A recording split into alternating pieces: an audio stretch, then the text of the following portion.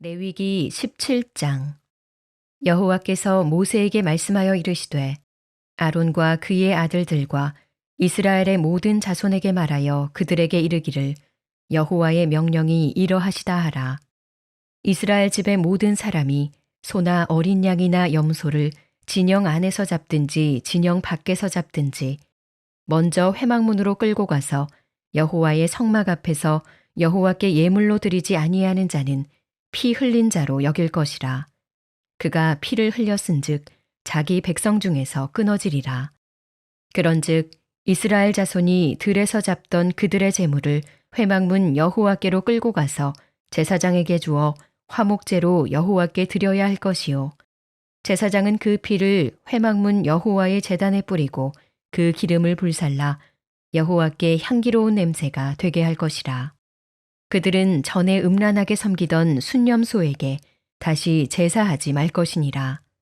이는 그들이 대대로 지킬 영원한 규례니라. 너는 또 그들에게 이르라.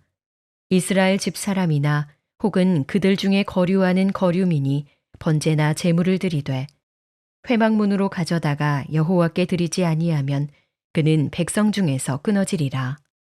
이스라엘 집 사람이나 그들 중에 거류하는 거류민 중에 무슨 피든지 먹는 자가 있으면 내가 그 피를 먹는 그 사람에게는 내 얼굴을 대하여 그를 백성 중에서 끊으리니 육체의 생명은 피에 있음이라.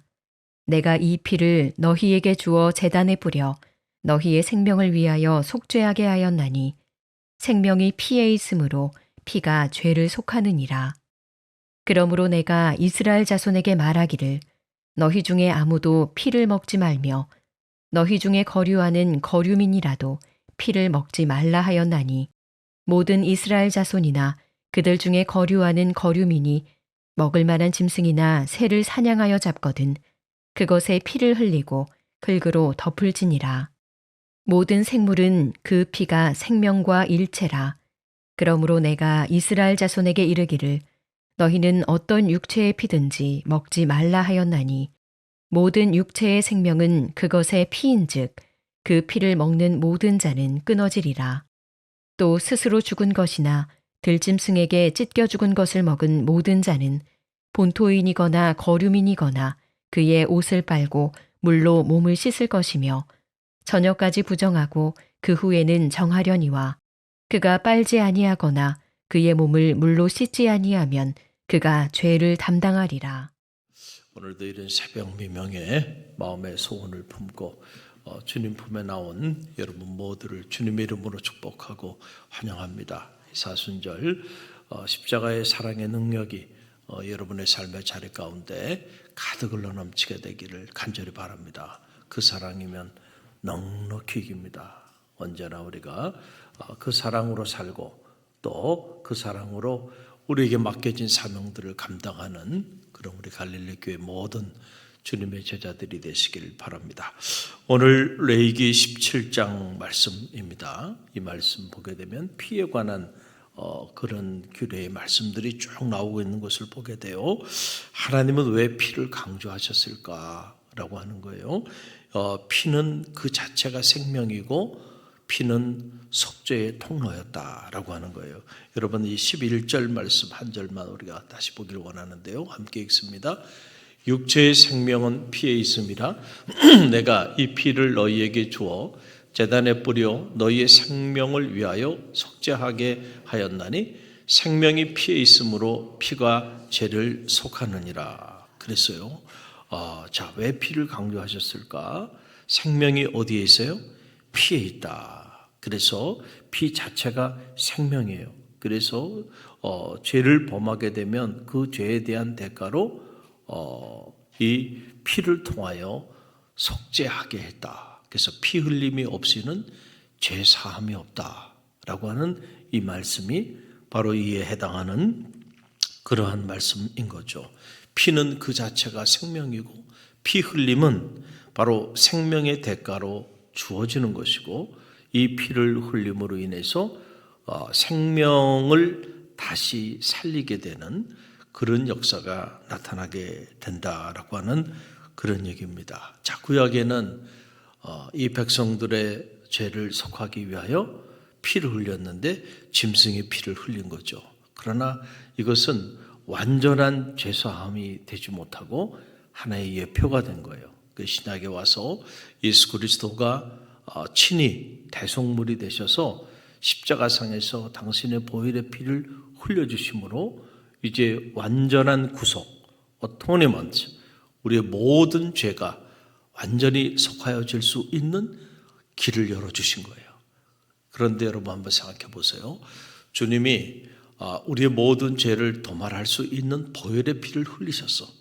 그렇죠? 그런데 그렇다고 해서 그냥 자동적으로 인류의 모든 죄가 사함을 받는 게 아니에요. 주님의 이 십자가의 보혈의 피를 의지하고 주님의 십자가의 보혈의 피를 믿고 신뢰하고 주님의 십자가 앞으로 나와 자기의 죄를 참여하는 자들에게는 죄사함을 받을 수 있는 그런 구원의 문이 열린 거예요. 할렐루야. 그러나 아무리 주님께서 십자가에 달리시고 보혈의 피를 흘리셨어도 그 주님께 나와 자기의 죄를 참여하지 않는다고 한다면 그런 사람에게는 아무런 소용이 없는 거예요. 할렐루야. 우리가 이 사실을 잘 알아야 돼요. 우리 사순절을 맞이하면서 주님의 십자가 앞으로 나가고 있는데 어느 분이 그런 얘기를 하더라고요. 세상에서 가장 불쌍한 사람이 있대요. 그 사람이 누구냐 그러니까 신앙생활 30년 40년 하고 집사도 되고 권사도 되고 장로도 됐는데 아직 그의 마음에 예수님이 살아있지 않은 사람, 세상에 가장 불행한 사람이다, 이런 말을 하더라고요. 저는 우리 갈릴리 교회 이렇게 세상에 가장 불행한 사람이 없게 되기를 간절히 바랍니다. 실제로 내 안에 우리의 죄를 다 도말하기 위하여 친히 십자가를 지시고 당신의 모든 것을 내어주신 그 주님의 십자가의 사랑이 살아있는지를 점검해보는 새벽이 되게 되기를 간절히 바랍니다. 아무리 주님이 십자가에 달리시고 우리를 위하여 그 고난의 피를 다 흘리셨다 할지라도 그것이 나와 아무런 상관이 없다고 한다면 얼마나 여러분 이게 끔찍한 일이 될 수 있겠어요. 오늘 이런 새벽 미명 여러분의 육신이 이 거룩한 성전에 나오셨는데 여러분의 육신뿐만 아니고 여러분의 마음도 여러분의 영혼도 주님의 십자가 앞에 자리하게 되기를 주님의 이름으로 간절히 축원드립니다.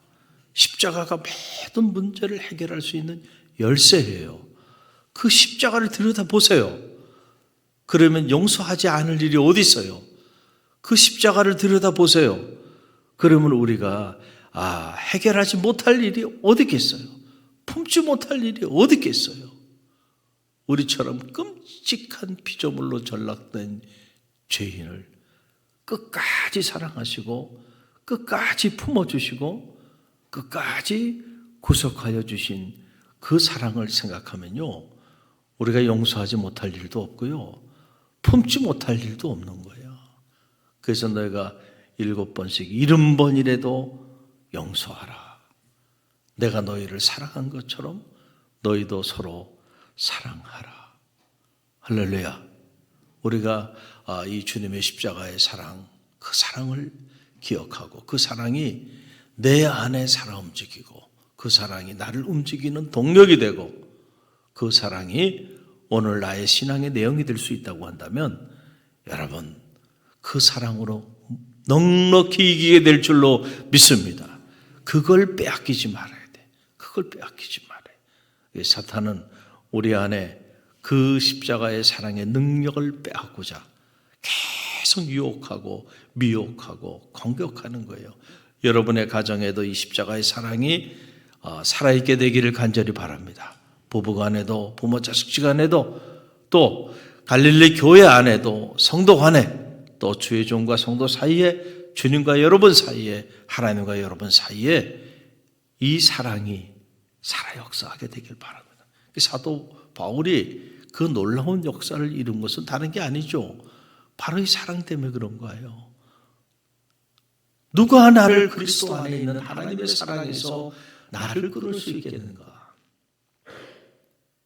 환난이나 적신이나 기근이나 사망이나 세상에 그 어떤 것도 끊을 수 없나니라. 할렐루야.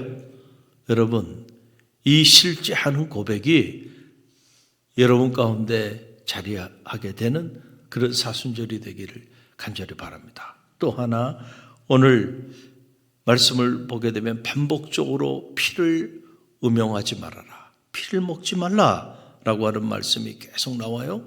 왜 그러셨을까? 여러분, 피 그 자체가 생명이기 때문에 생명을 존중하는 하나님의 뜻이 이곳에 담겨 있다는 거예요. 여러분 14절 말씀 함께 읽어봅니다. 함께 읽습니다. 모든 생명은 그 피가 생명과 일체라. 그러므로 내가 이스라엘 자손에게 이르기를 너희는 어떤 육체의 피든지 먹지 말라 하였나니 모든 육체의 생명은 그것의 피인즉 그 피를 먹는 모든 자는 끊어지리라 그랬어요. 피를 먹지 말라는 거예요. 왜냐하면 피 그 자체가 바로 생명 그 자체이기 때문에 이건 단순히 무슨 음식에 관한 규정으로 생각하면 안 돼요. 여러분, 이 규례 안에는 생명을 존중하시는 하나님의 깊은 뜻이 이곳에 담겨 있다라고 하는 거예요. 당시 이방 문화에서 이 피를 먹으며 생명을 흡수한다고 생각해서 생명 그 자체가 되는 피를 취하는 이런 끔찍한 일들이 자행되고 있었다는 거예요. 그래서 피 자체를 먹는 이러한 행위를 하지 못하게 했다. 왜냐하면 피는 그 자체가 생명이니까 생명은 너희 것이 아니고 내게 속한 것이라 하나님 말씀하여 주셨어요. 하나님께 속한 생명을 함부로 해하면 되겠어요? 하나님께 속한 생명을 함부로 가볍게 여기고 그 생명을 귀하게 여기지 아니하고 홀대하면 되겠어요? 우리가 좀 힘이 있다고 해서 힘이 없는 사람을 함부로 해서도 안 되고, 우리가 능력이 있다고 능력이 없는 사람을 또 함부로 하대해서도 안 되고, 왜냐하면 그것이 어떤 생명이든지 간에 모든 생명은 존귀하고 모든 생명은 하나님의 형상으로 취급받은 존재예요. 다 귀한 거예요. 다 가치가 있는 거야. 할렐루야. 그래서 세계인권기구가 이 생명의 존엄성에 관한 UN 헌장이 이 생명의 존엄성에 관해서 이렇게 선언하게 된 배경은 바로 이 기독교적인 가치에서 나온 거예요. 모든 인간은 여성이든 남성이든 어린아이든 나이가 많은 사람이든 적은 사람이든 많이 배운 사람, 적게 배운 사람이든 많이 가진 사람이든 적게 가진 사람이든 다 하나님의 형상으로 지음받은 존재야. 그러니까 누구든지 다 존귀해, 귀한 거예요. 그래서 이 자유민주주의 사회에서는 한 사람 한 사람의 가치를 귀하게 보는 거예요. 그러나 공산주의는 사람을 수단으로 보는 겁니다. 공산주의 자들은 그 공산주의 당 간부들, 지도자들 외에는 나머지는 다 인격으로 보지 않고 물로 보는 거예요. 물 그 자체, 다 사물로 보는 겁니다.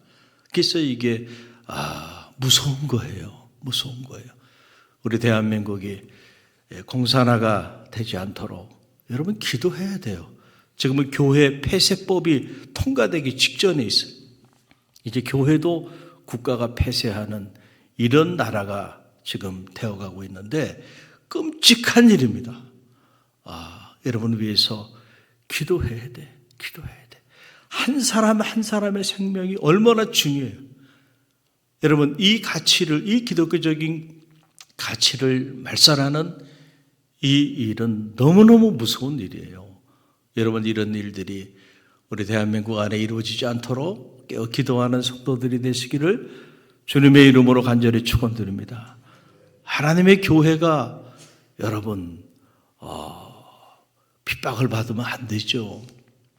위에서 기도해야 한다라고 하는 그런 얘기예요. 특별히 생명을 존중하는 이 생명의 가치를 존중하는 이 기독교적인 가치가 대한민국에 사라지지 않도록 여러분 이를 위해서 계속 깨어 기도하시기를 바랍니다. 오늘 우리에게 주신 말씀을 붙잡으세요. 하나는 이 피 흘림이 없이는 죄 사함이 없다. 주님의 십자가의 보혈의 피 그것을 우리가 신뢰하고 이 사순절 우리의 죄와 허물을 주님의 십자가 앞으로 내어놓고 그 십자가의 사랑으로 사함을 받는 축복이 있게 되기를 바라고 내가 소중하면 남도 소중한 거예요. 그렇잖아요. 내 자식이 귀하면 남의 자식도 귀한 거야. 그렇죠? 또 우리가 소중하면 또 다른 공동체도 소중한 거예요. 한 사람 한 사람 모든 사람들이 하나님의 형상으로 지음받은 존재임을 깨닫고요. 이 땅에 여러분 사람의 소중함, 생명의 소중함 이런 소중함을 잘 우리가 존중하는 그런 세상이 될 수 있도록 우리가 기도하는 그런 사순절이 되기를 주님의 이름으로 간절히 축원드립니다.